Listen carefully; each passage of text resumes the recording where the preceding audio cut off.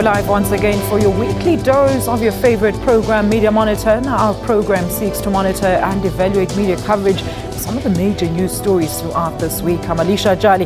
Let's have a quick look at the top news now. The month-long strike by pick-it-up workers has ended following an agreement reached between the waste management company and trade union SAMU. The city of Johannesburg says the two parties signed the agreement last night after successful negotiations. Limpopo police say they are ready to provide security to the IEC officials who will be operating voting stations in Vuwani outside Thohoyandou. Leaders of the ANC Alliance partners will commemorate the 23rd anniversary of the death of SACP leader Chris Hani at the South Park Cemetery in Boksburg later this morning. And now for a quick browse through the Sunday newspaper headlines. That's the Sunday Times, and it's leading with a headline about two cabinet ministers linked to the controversial Gupta family having raised eyebrows by making mystery trips to Dubai last year at the very same time the family were in the city-state. The City Press there leading with a story about two Gupta brothers, one wife and 5 assistants who are said to have left South Africa for Dubai on their private jet amid the state capture controversy. The Sunday Independent is leading with the Mandela Foundation joining in the fray of calls for President Zuma to step down. The Weekend August there leads with a headline about the service delivery protests and demarcation issues that disturb the voter registrations in several parts of the country. And last but not least is the Sunday Tribune leading with a story about President Zuma's supporters in and out of the ANC, fighting off calls by ANC veterans for him to step down. Well, with me is Mr. William Bird. He is the Director at Media Monitoring Africa, as well as Mr. Sthembiso Msomi, Sunday Times Deputy Editor. Gentlemen, a very good morning to both of you. Thank you so much for joining us. Good morning. All right. Well, let's kick off with our big story of the day, and that's our pick for the day. Now, we've been following this story, and it's on the bottom of the front page of the Sunday Independent. It says, police chief suggests possible cover-up in the Meyiwa killing. Now, I don't know if you've been following the new developments in the Meyiwa killing, William. Acting Police Commissioner Phahlane dropped a bombshell in Parliament this week when he suggested there could be a possible cover-up. What do you think of this story? Well, I guess it would be surprising if the fact that the police seem to mess up too many murder cases were something unusual. And what we've seen time and again, even in high-profile cases, is that our police get some of the basic things wrong. And it would appear that this is the case in this in this particular story as well. And it's not. So I guess to that extent, it's not particularly new. You know, as we saw with the Oscar Pistorius murder trial, the police managed a number of massive errors in that case, and probably had he not admitted to killing Lever Steenkamp in that case, he might have got off on as well. So it's something that talks to the critical need to upgrade our police services for them to make sure that they do follow the correct procedures, etc., etc. And the simple question is if they're getting it wrong on high-profile murder cases, what happens to people who don't have that kind of power and political weight? Sthembiso, what do you think? I think it explains a lot. If indeed there was a cover-up, it then explains to us why it has taken so long when the case seemed like a very clear case. If there was robbery, there are people in the house who can then testify as to who did what and how the suspects looked like. So if there was a cover-up, that it explains why it has taken this long for the case to be resolved. But what becomes a problem for me is that the story doesn't say whether the cover-up is from the side of the police or from the side of the people in the house. Yeah. So that, I think, still needs to be explained because it will then give us a lot of answers to the questions. I mean, for months we've been getting stories in newspapers that say the case is about to be solved. The investigating teams have been changed all the time. Now I see there is now a new person in charge of the investigation. So all of that is worrying, because once it gets to court, those questions will again arise, because they've had suspects after suspects for a very long time. You're right there, Sthembiso, so there's like one detail that comes up every Sunday about what really is going on in this case. All right, let's shift our focus now to another big story of the week, where the South African government will appeal at the Constitutional Court a ruling that the state made an error in letting Sudanese President Omar Hassan Al-Bashir leave the country. Now, the court said he should have been arrested to face genocide charges at the International Criminal Court because, as an ICC signatory, Pretoria is obliged to implement arrest warrants. William? Bluster and obfuscation. I don't know why they continue to pursue a course like this. It was clear the judgment was really damning against our government. And, there are big political issues at play, and I think that rather than trying to weasel out of something that clearly they're going to lose on, they should be looking at emphasizing the political elements about why they took the decisions that they took, and what William, sort of things led up to that. William, I have to cut you there because we have breaking news. Our reporter Griselda Lewis is currently in Annandale, and there seems to be some sort of scuffle between police and some people that are voting. Let's cross there live. Griselda, let's cross live to you.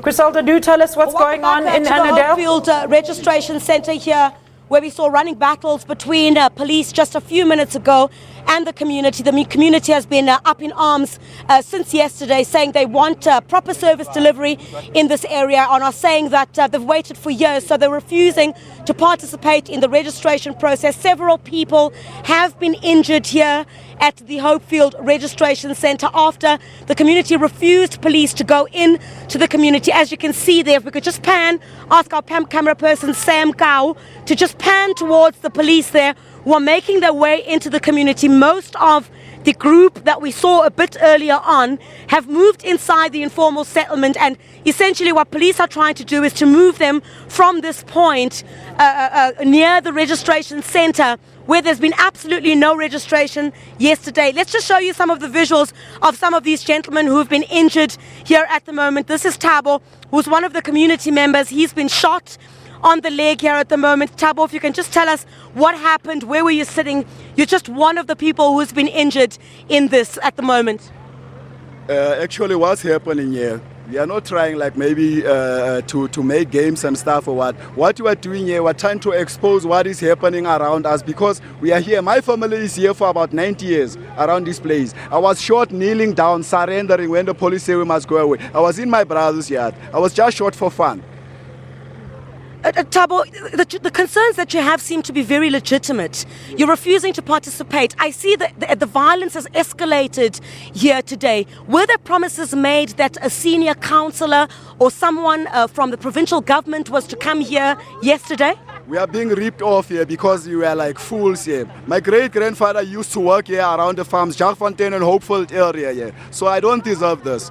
The president must do something about this. I think you need to go and get some medical aid for this, Thabo. I think, is there any assistance that we can get from the community here to come and assist? He's just one of the community members who's been injured in the violence here or the clashes between police and the local community. We're just trying to look around at the moment because quite a lot you see some stones that are being flung towards the media. We've had to move our outside broadcast van several times in order to get away from the stones that are being flung. Also tear gas, choking on that just a little bit earlier on as well. But the situation certainly very tense here at the Hopefield informal settlement. This is just where one of the registration centres is. You would recall, of course, that yesterday there'd also been violence at the Kapok informal settlement, which is just a few minutes away from here.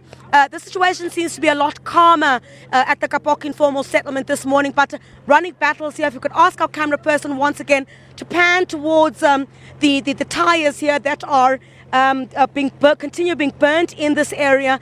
Police essentially trying to shield the registration centre that has been set up, the tent here, And what's happening is that the IEC officials have been sitting and folding their arms since yesterday, have been absolutely unable to get any work done. And perhaps even those who might want to check the registration status or even register for the upcoming municipal elections on the 3rd of August. They're prevented from doing that. As the local community says, they need services in this area first before anything can happen. They say it would be a complete waste of time for them to participate in the upcoming election because no change has come here to the Hopefield informal settlement. So we'll continue to keep you abreast of the situation here at the moment. We're just going to turn around at the moment once more. If we could just show you where the police are. I'm going to get out of the shot at the moment where the police are at this point. You'd see that journalist, for example, there, Alicia, who's taking cover at the Nyala that police are also shielding themselves with as the community continues to throw stones. So not much shelter for journalists or shielding for journalists at this point. Many hiding behind police nyalas and the nearby bushes as well. If we could ask our camera person, Sam Kau, to also please move towards the area there where you see the community taking cover towards the hill over there behind those bushes as the police try to advance into the community, trying to disperse the crowd. But we're expecting the situation to be quite tense here at the Hopefield informal settlement. The community says they're still waiting for someone in authority, in power, to come and speak to them. No word at this stage as well from the local councillor in this area. Back to you, Alicia. Thank you so much for that. You've been watching live visuals coming through to us from Annandale, where scuffle has broken up between police and would-be registrars that are voting. Coincidentally, it actually ties in with the final day of voter registration. What do you think when you see visuals like that, William? Sure, well, clearly it's deeply problematic.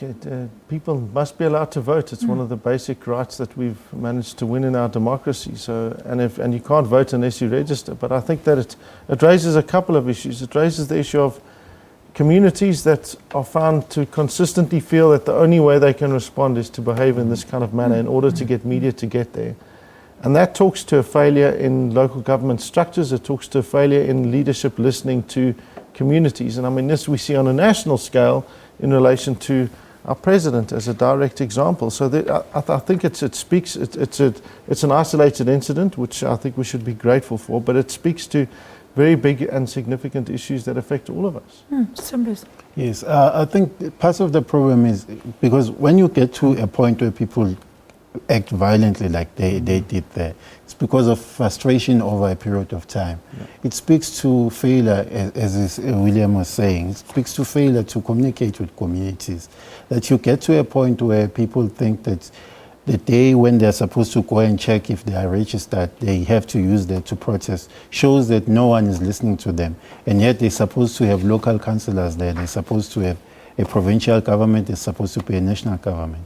So I think that is one of the things that we have to deal with as we go forward as South Africans, as to how does our democracy respond to the needs and the demands from communities. You know, my question here is the 3rd of August has been announced as a date for elections, but so many issues that are still outstanding for the IEC to address and even government to address. The biggest issue, the verification of addresses. The IEC says they can only sort this out by 2020. Well, there's something very bizarre going on there. And I'm not sure that we're getting a picture of understanding that from the media at the moment. You know, the IEC is well known. I mean, they're reputed around our continent and internationally for being such a well-run and efficient organization. So what the hell has been going on there that suddenly you go to register and your details are no longer there? Where have those things gone? Has one of their databases been corrupted? Was it stolen? What's happened to this information? We need to have that stuff communicated to us. And then they need to be communicating what is the plan that they're going to have, because we know that there's a constitutional court case that's coming up. And frankly, it's going to put the constitutional court in a very difficult position because we have to have elections, but at the same time, they're unable to comply with the ruling. So how are you going to trade those two things off against free and fair elections where you're not necessarily sure of the voters' roll? That was my next question. How are these elections then going to be ensured that they are free and fair if some of the information that is going to be provided is not necessarily correct? In my view, I think the Concord is going to help the judgment that will come out from that case will help in terms of saying how do we handle the upcoming elections. So maybe the other problems can be resolved as we go forward to 2019 elections. But in terms of the bare minimum of what is required for you to be registered will be clarified by the court. I felt that part of the problem has been once the last court decision came out, the IEC did not properly communicate as to what are the issues. So for instance, on Friday, everybody suddenly gets an SMS to say, we don't have your details. So 5.3 million of us run around thinking that we are not registered.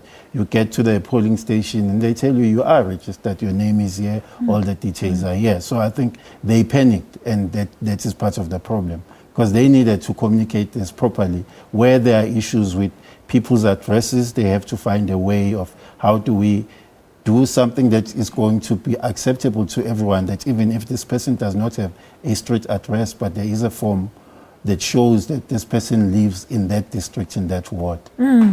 Look, gentlemen, we can see there's tear gas being shot at in the background. I mean, gruesome pictures. I mean, we've just heard this morning that the police have said they are agreeing to actually give support, protection to the voter staff that will be carrying out registrations. But, I mean, when is the IEC going to address these issues of protest before these elections, William? Well, my question in relation to that is where's the local councillor? Where are the local authorities? Because the thing is again, we're forced into this position where you're putting police into a scenario where they have their to shoot. default is to respond with force, and that doesn't solve any problems. You know, it just exacerbates everything. So where are the local councillors? Where are they? And you should have senior figures from the IEC in the province going down there, talking to people, making sure that these problems can be de-escalated. I think this continued sense of the way to respond is to send in the police to quash the violence is just frankly fundamentally dangerous and anti-democratic. But I think we should also point out that in most, I mean, the last registration process and this weekend, in most cases, everything has gone very smoothly. And so there are those hotspots like what we've just seen now, which need to be resolved. And the problem, I don't think, is mainly with the IEC. It's mainly with how our public representatives, how they behave, how they relate to the communities that they represent. And also when it comes to the issue of demarcation, the new ideas that have come up in terms of what do you do with certain wards. And when you look at those wards and people suddenly are moved from one ward to another without consultation, those have been the problems that are not created by the IEC, but it shows you that there is no consultation before big decisions are taken by authorities. All right, let's leave it there for now. We will be bringing you live coverage from Annandale as those details emerge, and our reporter Griselda Lewis is standing by. Let's take a quick break. We'll be back with more Media Monitor.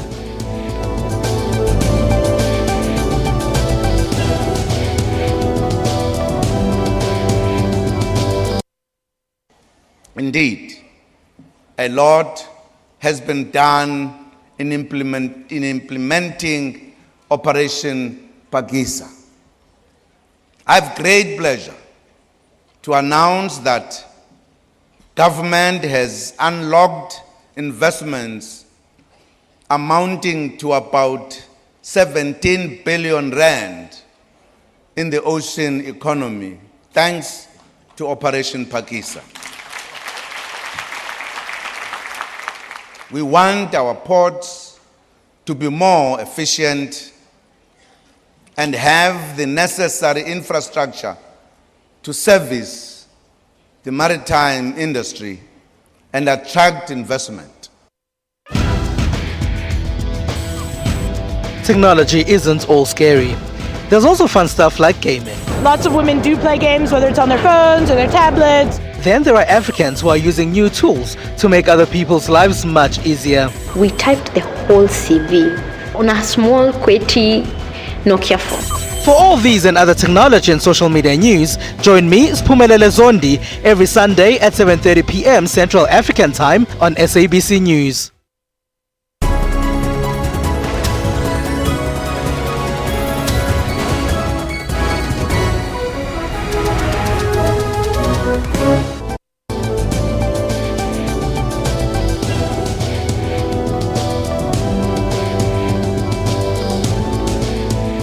Welcome back to Media Monitor. I'm still with Mr. William Bird, Director at Media Monitoring Africa, and of course Mr. Sthembiso Msomi, Sunday Times Deputy Editor. Let's now let's go back to our live and breaking story where Griselda Lewis, our reporter, is standing by at Anadel. Griselda, a very good morning to you once again. Now, the people, as the person that you interviewed in the insert there said, they are calling for the local councillors to come through. Has there been any indication that any authority will be coming through?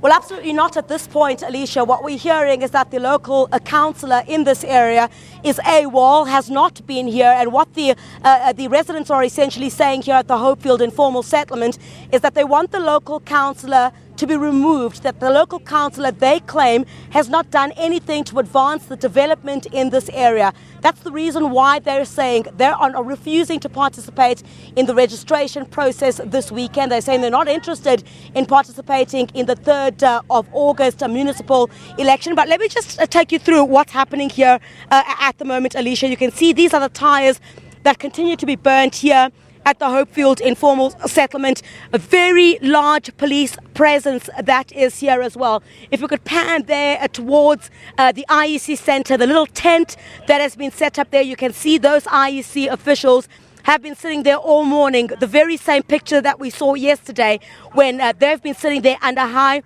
heavy police guard, and essentially no registration has taken place here at the we see one man who's being whisked away by police here at the moment, or in fact, this is one of the community members who was injured in this incident just a few minutes ago. He was shot on the leg. You would recall, Alicia, when we showed you in our previous crossing, he was shot on the leg, saying that police had shot at him while he was sitting on the porch at his home in the informal settlement. So what we presume at this stage is that he's going to receive some kind of medical assistance, but the situation remains very tense here at the moment. You can see again, he's been taken towards the IEC tent there. Police are going to have to give an account, I guess, of exactly what happened when these community members were shot at. Some of them claiming, of course, that they were shot at while they were sitting in their homes. But we'll try and speak to the police in just a few minutes. We did see the spokesperson for the Gauteng police here as well, Lungelo Dlamini. We're hoping to speak to him in just a few seconds. He's just made his way inside the informal settlement. So the situation is extremely tense here at the moment. No indication at all at this stage when the violence will be quelled, but no indication at all either that there will be someone who will come and address the community here. So we're expecting continuing running battles here between the police as well as the community members who are saying they're going to continue. If we could just turn towards this other direction, you can see there's also very young children who are standing here, who also been caught up a bit in the violence. If you take a look around the community, you can see the smoke coming from different directions, in that tyres have been set alight in different parts of the community here. So very difficult for the police at this stage to quell the violence in one area and then it starts off again Griselda, in another area as well. So that's what we have for you at this point, Alicia. Griselda, very quickly, I mean, we saw the type of wound on the man there. Can you confirm for us if actually live ammunition was used there? We've just seen tear gas in the background that was used as well. Well, I can confirm tear gas, Alicia, but whether that was live ammunition, that we need to get 100% confirmation from the South African Police Service spokesperson who is here at the moment. We'll surely get that assurance from you or that confirmation in the next few minutes. I wouldn't really want to speculate, but what we did witness this morning was the use of rubber bullets. So what we will check with the South African Police Service and perhaps inspect that wound just a little bit more on whether what what kind of ammunition was used here, but we were given assurance that no live ammunition was used here. It was rubber bullets. Rubber bullets essentially, of course, to try and disperse the crowd here at the moment. But many of them have run back into the community, Alicia. Not much of the community is here at the moment, but still, IEC officials are still sitting at the moment. I'm just going to move towards that direction very briefly.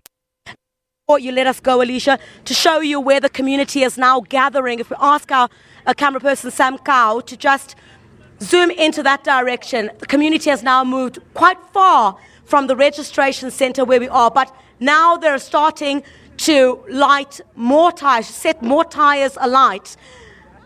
So you're going to see quite a lot of that in the community now. So once they move from the one space where we're standing at the moment and police try and move them back into the community, they continue to set more tires alight there. So the situation here still very, very far from over. All right, we'll keep monitoring that situation for you here on SABC News. Griselda Lewis, live to us from Annandale. And I believe we have some tweets on the IEC. Let's take a quick look at those before we move on to the JSE now. All right, Kosi4V says, why is our government not putting people first? Why must the masses toy before their grievances are attended to? No. John Dela says, we are human after all, striving for righteousness. And last but not least, Don Fraser says, are they not eligible to vote? This is very confusing and going to cause chaos on election day if that's the case. That's where we're going to wrap it. And remember, we will be crossing back live to Griselda Lewis in Annandale as soon as, of course, we get those details. We now are joined by our contributing editor, Mr. Vuyo Mvoko, on this section. Vuyo, very good morning to you. Thank you for joining us. Good morning, Alicia. All right. Now, it's been a very long week for the Judiciary Service Commission grilling judges to fill vacancies in the various high courts in the country. Let's take a quick look at this insert.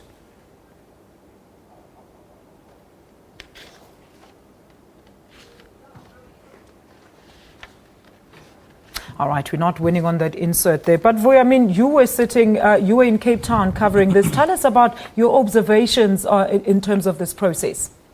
Well, a lot of things actually happened. Among those things, one was just to get a picture, an appreciation of the state of our courts, the problems that there are many, of which we are all aware of, how the mills of justice tend to grind very slowly in this country because of shortages of personnel, sometimes shortages of courts. Judges were talking about having to move around, ask magistrates courts to accommodate them in places like KZN. We heard also of issues of resources. We had issues of ill-suited people occupying critical positions that are supposed to, in a sense, oil the machinery. People not pitching up for work. But I think what was quite perhaps something I personally appreciated was, later in the week on Thursday evening, we had a sit down with Chief Justice Mogoeng. And because even during the interviews themselves, you could hear him every time someone would highlight a problem. He would actually, he was very familiar with virtually all the problems that were highlighted and could even give updates as to what was being done to try and deal with those problems. What kind of problems were those, Vuyo, if I can just get in there quickly? The very same problems of resources, shortage of personnel, unavailability of physical space, people not pitching up for work, judges and magistrates taking time, to deliver judgments and that sort of things. He has, of course, which was an issue that sort of pitted him against some of the judges and other lobby groups, which was the issue of norms and standards that he introduced. And he reckons he's winning on that one. He reckons the courts are functioning much more efficiently and effectively than has ever been the case before. But by his own admission, there's still a hell lot of work that still needs to be done. And part of the problem, he says, is the lack of resources. I mean, finances, although he thinks the situation has improved, and he's got the ear of, the legislature, parliament, and they seem to be keen to actually resource the courts. All right. But of course, that was not the only problem. I mean, the politics of the day played themselves out. You could see, basically you'd have, members of the JSC who belong to opposition parties having a go at the ruling party hitting back, using the interviews, which, goes on to show or tell us that, virtually every corner or sphere of our lives has become a site of struggle. All right, let's quickly go to that insert now. All 3 positions have been filled. We have recommended the appointment of Judge F.E. Mahohlwa. She's now been recommended to the President to take the position of Deputy Judge President in the Limpopo Division. And then for 2 vacancies, we have recommended the appointment of Advocate G.C. Mula, SC, and the appointment of Mr. M.G. Patudi. Gentlemen, let me pose a question to all of you here. I mean, a lot of cases are playing themselves out in our courts, like recently. How important is it then for our people to trust our judiciary as an independent body? Let's start with you, Sthembiso. Extremely important. I mean, we've seen with the last case in the Constitutional Court, the Nkandla case, that the court is there to arbitrate on issues like that, and people believe in the courts. And so far right now, especially with the Constitutional Court and the Supreme Court of Appeal, most South Africans believe in those institutions, and it is important that we keep those institutions independent, very strong and robust, and that we believe that they are there where our democracy fails. They are there to assist with making sure that the country works. William? It's one of the good things that the media has done over the last few years, actually, is give more coverage to those courts and the cases that they deal with, and try and unpack the complexity of them, and that's a good thing because it builds people's understanding and awareness and trust in them. But of course, what you want is a scenario where, we've got this community in Ennerdale and it's resulting in violence. The courts should be seen as a last step in a process. That's not. They cost a lot of money. They're long. No matter how good they are, it's a long, arduous process. We need to focus a lot more on resolving the problems before they get to violence, I think, is one of the core things. Voyad, was this raised? I mean, we've seen a lot of, cases pertaining to the misinterpretation of the Constitution or the law. Was this anything that the Chief Justice touched on, and how they're going to address this going further?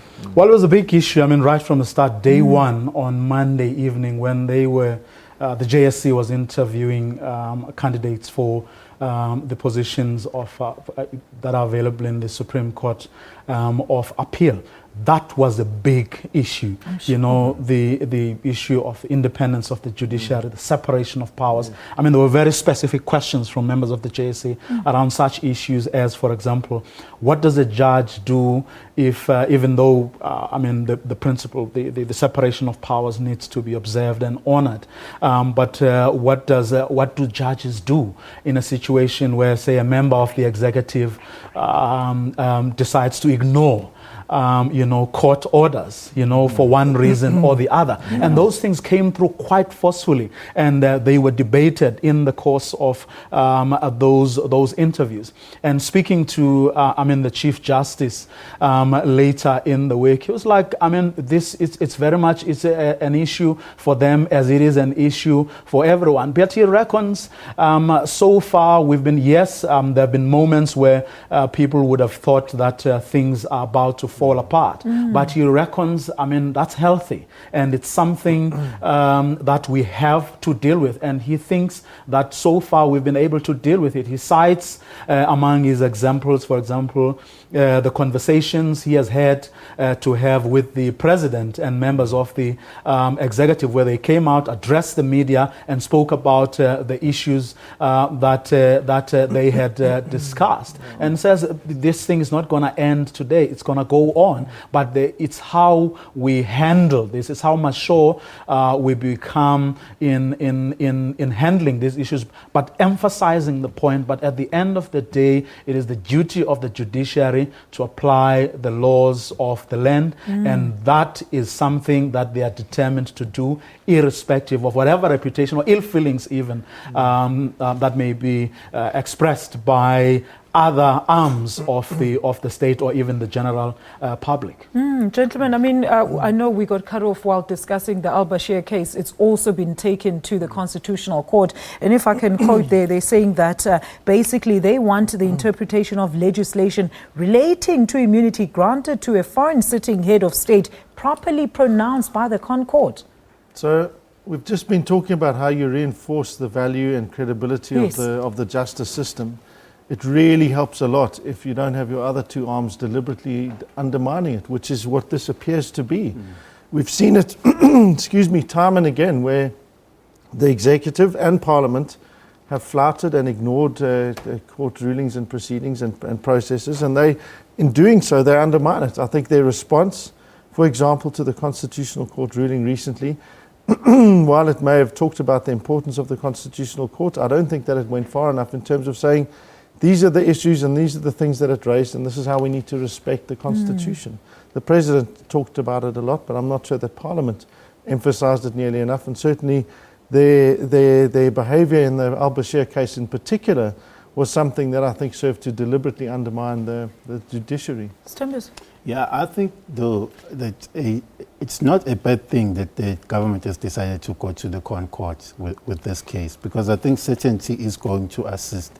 Because if they don't, then we likely to face a situation where when a similar case happens again in future, they will say there's no clarity, there's no final word from the court. So I think what they have done now is okay. Even though Al-Bashir left the country, so there's nothing that can be done about it.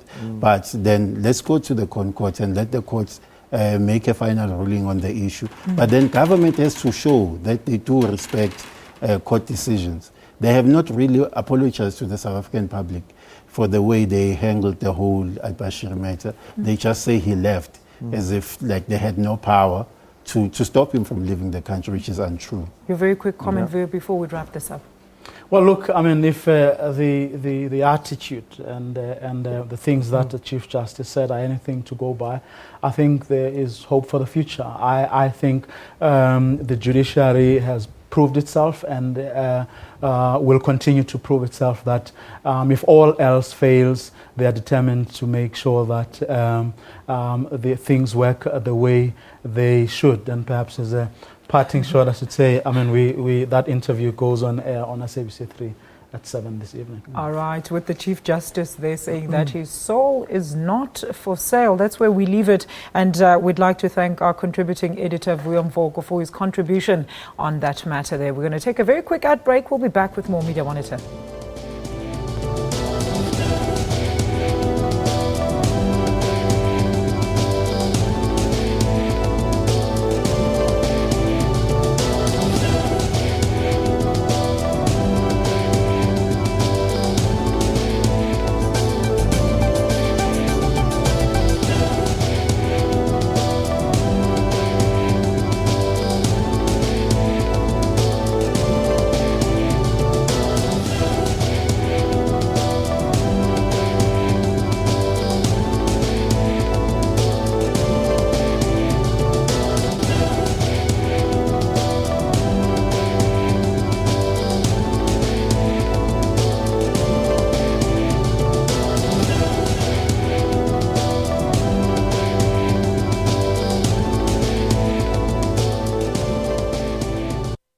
All three positions have been filled. we have recommended the appointment of Judge F.E. Makgohlwa. She's now been recommended to the President to take the position of Deputy Judge President in the Limpopo Division. And then for 2 vacancies, we have recommended the appointment of Advocate G.C. Mula, SC,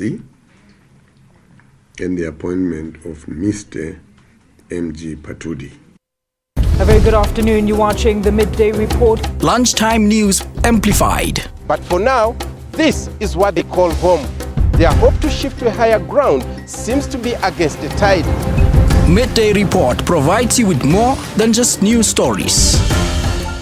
I just want Port Elizabeth to know that they own a world-class theatre. Good afternoon, you're with the news at 1 in the headlines. Very good afternoon to you. This is News Live. I'm Natasha Thorpe. Let's take a quick look at what's coming up in your headlines. Good afternoon and welcome to A View from the House. For all things news, tune in to Midday Report weekdays at 12 noon only on the SABC News Channel.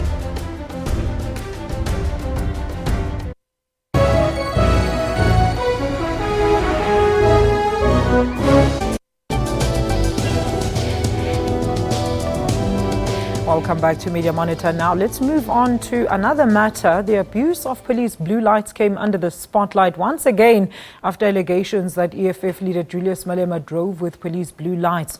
It was reported that the EFF leader was stopped by heavy armed police recently at, of course, that famous intersection there out in Grayston. Sthembiso, clarify this matter for us. He's claiming harassment. They claiming, you're not supposed to use blue lights, and they thought he was, part of this hijack ring that uses blue lights. What is the actual story here? He says he was not using blue lights. The car in front of him was using blue lights. His people are saying that he was not. If he was, it would have been illegal, because I don't think that an MP has that kind of privilege. It's only MECs, mayors, and ministers and president. So I think it's an issue that needs to be investigated, because what made it suspicious was that it happened just after the Constitutional Court judgment, where Julius and the EFF had played a major part. So other people see it as political, as he was being intimidated by the police. But on the other hand, you cannot just ignore what the Hawks are saying, that this was the abuse of power by the EFF leader. So I think the solution to that problem is really to have a proper independent investigation as to what happened. The traffic cops have to tell us what car had the blue lights, and did they stop that car? Did they maybe impound it and take the blue light from the car? They need to explain all of that. I really didn't understand the story. It says the Golf was driving in front of the range in which Julius Malema was in, and then when the Metro cops radioed in the Golf that had the blue lights, it was not known, so they stopped both cars. And then what did you read of the story, William? It just sounds dodgy. And I agree with the Sthembiso. The simple answer is you need to investigate that kind of thing, particularly because if it is slander, it's slander with resources, which is to say it's people that are trying to undermine what the EFF is doing and, using state resources to do so. And that begins to be a significant problem, more than just an offence of using or not using blue lights, which in and of itself is something that, it was on the public agenda a while ago about who should get to use blue lights and under what circumstances those are necessary. And we need to discuss that and understand why, some people deserve blue lights and others don't. Well, the acting chief of police there said MPs don't have an automatic right to use those blue lights, and he did say that members of the police brigade were implicated, so there will be an investigation. It's something that we probably will be seeing this week, Sthembiso. Yes, we should, because we've had a lot of cases of people pretending to be police, stopping cars in the streets. You are scared when you see police after you, because you never know whether they are real police or not. So I think it's something that should be prioritized, not just because it involves Julius Malema, but because it's something that affects all our security. We need that clarity, as William has just said there. All right, that's where we wrap it with the Blue Light Saga. Hopefully there will be clarity this week. Now, this week saw the leaked documents of the so-called Panama Papers. Several influential people, including heads of states, are implicated in this offshore scandal. Gentlemen, another big story. William, why are you smiling? Well, I mean, it's big, and it's implicated a huge range of leaders and sports people and people. So a lot of people with money, and it's starting to show how despicable our international finance system is.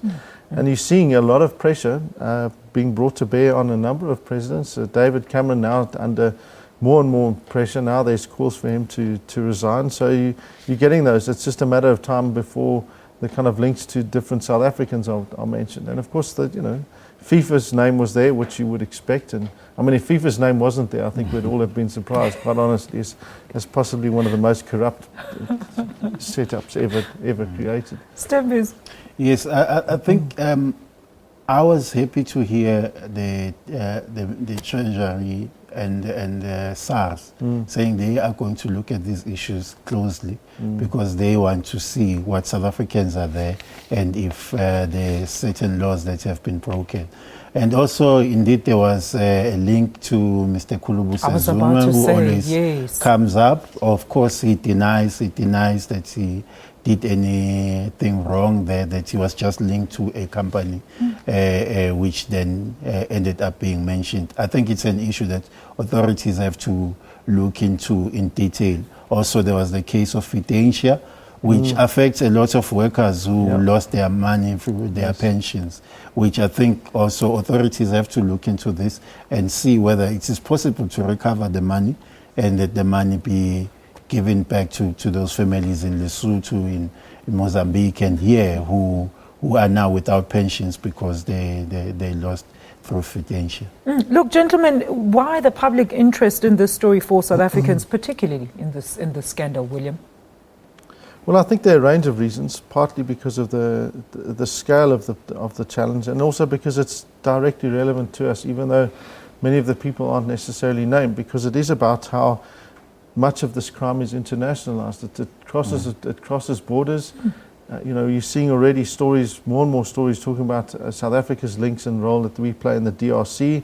And it talks to what money gets exchanged for what kind of rights in different mines or in different places around South Africa. So when we talk about corruption and issues here, it's important to talk about the globalized nature of that corruption, and it means that journalists around the world, as they have done in this case, have to work together collaboratively to do a lot of really important investigations. Yeah, the other thing is to look at what on the continent we've been losing a lot of money, people doing business here, taking the money away, not paying tax in African countries. So for us it's very important as a continent because it may help us recover the money that will help develop most of our countries on the continent. It's not just South Africa. I mean, you look at countries like Congo, the DRC, it's a very rich country in terms of mineral resources, but a lot of people are making money out of it without paying tax in that country. All right, gentlemen. Well, I have to ask you now, before we go, do you think we're going to hear more developments on the story as the week starts? And actually, let's find out from you what stories you think will also be prominent in the news this week. William, let's start with you. So I think the pressure on our president, the issues revolving around him are going to continue to gain a lot of media coverage and rightly and appropriately so. Things relating to elections, hopefully about the IEC communicating more about the registration process, what's there, where they are, can they give us a sense of what's happening? That would be incredibly useful. And I think there will be more on the Panama Papers, at least I hope so. I mean, 2.3 terabytes of data or whatever it is going to yield a lot of documents, and I think a lot of people are still going to be here sitting uncomfortably. Sthembiso. Yeah, I know a lot of journalists are still working through those documents to see what stories are relevant to us. But I think the other story that's going to be measured is the story that the City Press is leading with today, the Gupta family. I wanted to find out, and the yes, that they've allegations left on a private jet. some of them have left on a private jet. There have been rumors for a while that they are about to leave, or they're preparing to leave, or they have left. So I think this is going to be a major story this week, linked to the story that the Sunday Times is writing on this today, which relates to the ministers who went on these trips that are not explained, and they never communicated with the Department of International Relations about the trips that they were taking. So I think all of that is going to be big this coming week. Very interesting news. You better stay close to your TV and your newspapers everywhere where you can get all that news coverage. Thank you so much for watching our show, Media Monitor. Gentlemen, thank you so much for your input. Remember, we do return next week, Sunday morning, for another informative hour. If you missed the show, do check us out on our digital media platforms under the SABC banner. I'm Alicia Jali. This is SABC News. Do have a great Sunday. Bye.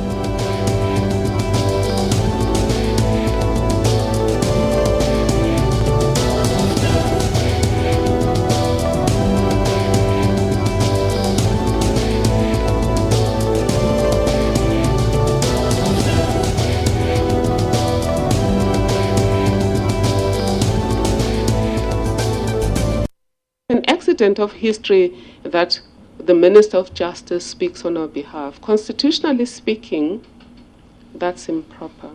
I would like to address plenary, though, before I leave, as Public Protector. It's a request.